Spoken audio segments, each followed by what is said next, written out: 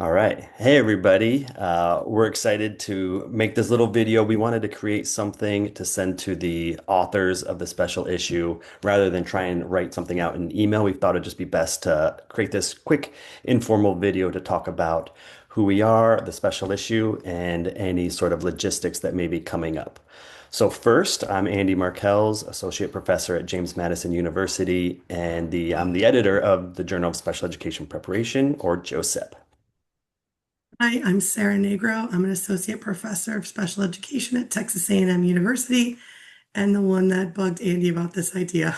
Yes. So we're happy to have this actually coming to fruition, even though we're in the beginning stages. So I think Sarah's going to take it away and kind of present the vision, and then I'll get into logistics, and that'll be it for today. Okay, thanks, Andy. So, really, what we're hoping to do with this is create a commemorative special issue for the Journal of Special Education Preparation. The idea behind this is to celebrate the wins that we have had as a field. We want this to be a celebration for the 50th anniversary of IDEA, and we want to highlight all of the progress and the work that we have done as a field together to better educational experiences for students with disabilities and their families. Um, so the mindset behind that then really creates articles that are about the innovations, the milestones, the new opportunities for children and their families, rather than focusing on the challenges. We know the challenges exist, but what we're hoping with this is that we're really documenting in a way that can live on beyond, this 50-year anniversary, but documenting just how we've gotten to this point and all the wins and the successes and the things that have really been the roots of our foundation of our field. So a few just clarifying notes about that. So we are writing these manuscripts with the idea that teacher candidates will be reading them in their courses. So we're writing to teacher candidates so that they can learn about the history and the advancements in our history in terms of research and across these various areas. And we also are hoping that policymakers will find this information useful, and by writing in a way that's accessible to teacher candidates, that will help us also really be able to reach policymakers who are not going to necessarily be familiar with the jargon and the acronyms and the things that we tend to, fill our manuscripts with as we write scientifically. So we're hoping that we'll really achieve both of those goals. We've asked you in particular because you're the leaders in the field.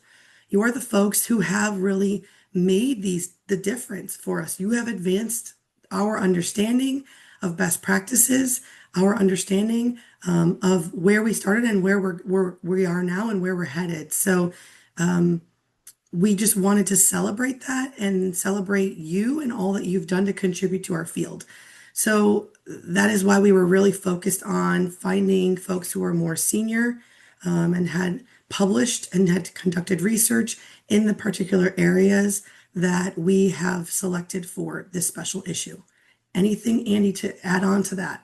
Yeah, let me say, I guess, so for those who aren't familiar, and I know many of you are, the Journal of Special Education Preparation is entering its sixth year as an open access journal. Open access meaning it's not behind any paywalls, free to download, share, wide dissemination, which is really great.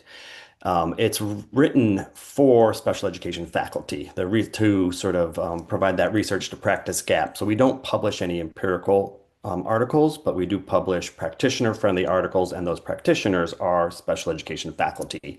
How to improve practice in courses, supervision, practicums, program redesign, all that good stuff. This special issue is slightly different because, like Sarah said, it's targeting one, faculty will definitely benefit from reading these articles. However, we're hoping that they directly adopt the articles into specific courses, and we'll cover those topics and courses. So it's written slightly different. It's not necessarily written for faculty of how to implement something, but it's more of this celebration of the progression of the field within the various domains that you all are writing for. So there's a slight twist to it than the traditional JOSEP articles, but we think this is really going to make it, widely read across in-service, pre-service, policymakers, faculty, the whole field, which is really exciting. So that's all I kind of want to add at this point. Thank you. That's super helpful. And I think along those lines, one additional piece to add is that because of this aim and scope that we are setting here, we're asking you not to make specific predictions about the future that in, 5 years make these articles obsolete. We are really hoping that if, as you move into the final section, and we'll talk about what that looks like, but as you move into the final section of the manuscript, that your future outlook is more aspirational and less predictive. So just not calling on specific policy changes, for example, but rather just looking for trends that we would aspire to in the future. And I think that will help people who want to insert these and make these foundational readings in their courses be able to have them for a longer period of time until we're ready for the 75th anniversary or something else that where we revisit what we've done. So That's let true. me share. I was Yeah, actually thinking about that earlier as well, is like there's a lot of turmoil in terms of federal policy and Department of Education. And so it may be trickier for some articles, in particular the law one, of how to like write in a way that doesn't address current events because those might become obsolete within a year or two. So it's hard. So we don't want these articles to become obsolete, like you said. yeah, So trying to like position it to where it's not necessarily reflective of current events. that's great. Thank you. Okay, so I am sharing now the list of articles. Let's see if this pops up for you. There we go. Can you see it okay? Yeah, you can zoom in a little bit. Okay, sure. As soon as I figure out how to do that, I'll be happy to. Let's see. That was giant. Of course, I can zoom in on mine with my own little Well, trackpad. if you can't see it, then Oh it'll be yeah, hard for everyone to see. that's Oh, good. goodness gracious. I'm not sure I fixed that problem. Let me see if this does anything. It's because there we go. How's that? Any better? I guess so. I was able to zoom in on my own here, so no, I don't know. Okay, I've got it I can now see a it little. clearly. Okay, okay. So here we have the list of courses that we thought through. Okay, what are the foundational or essential or, our signature special education courses that we tend to see in our preparation programs? And so Andy and I worked through that and created this list of courses. And then from there, we have what you received, which was a working article title. You can revise this title to be a fit for you and your team, as long as you're staying true to the idea that we pitched to you. Each of you received a description about, kind of the goals, the charge, if you will, of your particular article. So if you stay within that charge, please make sure that the title feels authentic to you, and to the work you're doing with your team. So, and And then on the in the last column here are the authors so that you're able to see who we've asked in case you are building a team of folks that you recognize who's already committing, and mhm. just really to give you a sense for who's involved in this project. So let me just go through here and just show you. Let me just say on the back end, what Yeah. we're planning on doing in terms of marketing is saying, for example, do you teach a classroom management behavior course? If you do, this is the perfect article to adopt. Or do you teach assessment? So we're like targeting those courses so that we can market the articles directly to faculty who are teaching those specific courses, let alone the entire issue. But it's a great way to specifically target our marketing. Yeah, so if you want to pause the video, it's probably best to do rather than listen to me be raspy through reading all of this. But if you want to pause the video and take a few minutes to read over this, you can take a look and see, just the again, the courses that we've identified, the working titles to give you a sense of where we're headed with each of these. And then the authors also tells you, the frame with which we were hoping the article would be approached because these folks are incredible. They've done amazing. The body of work that each person brings to this is just phenomenal, and we really wanted to celebrate that. And so by asking you all here, it was very intentional and thought through, and we just thank you for everything you've done for our field, and we're hoping that we capture some of that wisdom here so that we have this for years to come. Hmm. So, Andy, do you want to walk through then? Let me say pause it if you want to pause. Otherwise, Andy, do you want to walk through the logistics of this? Yeah. So for Joseph, first of all, I think many of the articles will have a lot of commonalities at the beginning because everyone's kind of starting at 1975 or maybe before, but like ramping up to 75 to the present. So there'll be a lot of overlap in the beginning parts of the articles across, but then as you get into your specific domains and the evolution progression of the field in those areas, there'll be some more distinctions for sure. But so Joseph typically is an 18 to, was it 22 pages, 25 pages all in length of manuscripts. Those are just guidelines. It's an online journal, so there is flexibility for extended manuscripts or even shortened if needed. That's just the general guidelines for that.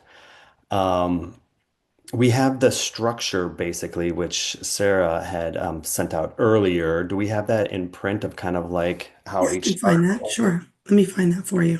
Go ahead and keep going, and then I'll find what we have written down. Yeah, I mean, I would just say that we kind of covered a little bit before in terms of the research to practice gap, practitioner-friendly language, celebrating the progression of the field in those specific domains, the evolution of the research within it, the practices, the evidence-based practices, etc. And then concluding with some sort of look into the future, whether it's like application, not necessarily application, but implications and where the field can go. And remember that you're talking to the field at large, not necessarily faculty who are going to be conducting research, which could be a part of your sort of implications, but more so just a broader, larger context of where the field can go from 50 years to 75 years, like Sarah had mentioned.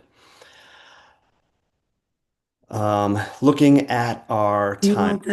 Do you want the structure here, these four sections, or do you want the timeline?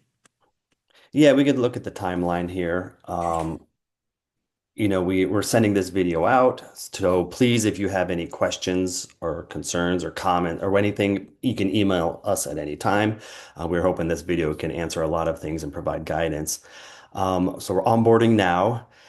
Manuscripts are going to be due to us February, by the end of February 2026. And then we will go through the peer review process and with a September 2026 publication.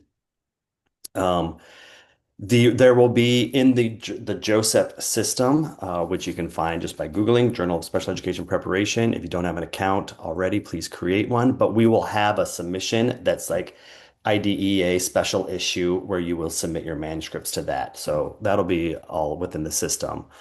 But September 2026 is what we're looking to publish. And I don't know, I think it was Sarah's idea to actually, in preparation for TED in November, we are going to print hard copies of this issue and have them available for all TED members to take for free. We will print these out, hard copies, in nice, we have to decide on sort of like the covering and all that, but there will be actual permanent products that TED members can take away in November from the conference to have on their desk and just be more readily available to not just see it online, but to hold it, to use it, to adopt these articles within. Anything you want to say about that, Sarah? Joseph, go and print. Don't print, or that's it's going to be I really love it. cool. It's such a cool thing. And We'll it's we'll perfect bring in a timing. suitcase full of copies. Yes. I think that will help with the visibility and amplification of this work. Um, and I think it's just a nice member benefit for folks and just a nice way to recognize that this is we're taking this very seriously. We've asked all of you, and we know that you all have a million other competing priorities. And the fact that you were willing to collaborate with us on this, it's special. It could be something really special, and it's going to be something really special. So we just thought that'd be a great way to celebrate this kind of, you know, landmark journal issue, hopefully that people use and reference and easy photocopying if you've got a hard copy for class, although we would prefer the downloads, right, Andy? Yeah, those always help. Yeah, as of now, Joseph's really doing well in terms of for being in his fifth year. We have generally about 6,000 downloads a month for our articles across, and those just keep growing as great new special issues come out and open submissions and everything. So there's a lot of good momentum behind the journal, and this is going to really contribute well to our field, I believe. Nice. Okay. Is there anything, do we need to Any go over other any? logistics? No, I think the timeline is good. Definitely email us for anything that's needed about questions. Yeah, sounds good. Okay. Thank you. Okay. Is that it? We're good? That's it. All right, let me All figure out how right. to stop. Bye, everybody. Bye, everybody.